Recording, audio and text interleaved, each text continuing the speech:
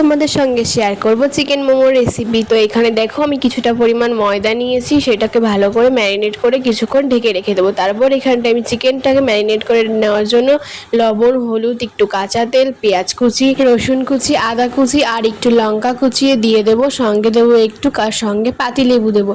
দেওয়ার পরে এটাকে ভালো করে আমরা ম্যারিনেট করে কিছুক্ষণ 1 ঘন্টার জন্য রেখে দেবো। তারপর আমরা যে ময়দাটা মাখিয়ে নিয়েছিলাম সেটা দিয়েই কটা রুটির মতো করে ছোট ছোট বেলে নেব।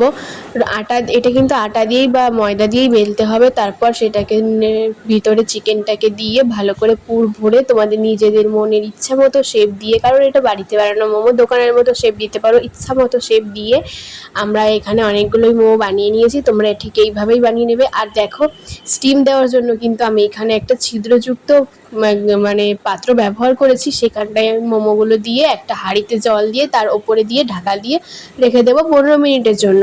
তো 15 মিনিটের পর কিন্তু ঢাকনা উঁচু করে দেখবো আমাদের মোমোটা রেডি। তো দেখো, মোমোটা কিন্তু খুবই সুন্দর হয়েছিল খেতে। আর আমি চিকেনের পিসগুলো কিন্তু একটু বড় বড় রেখেছিলাম।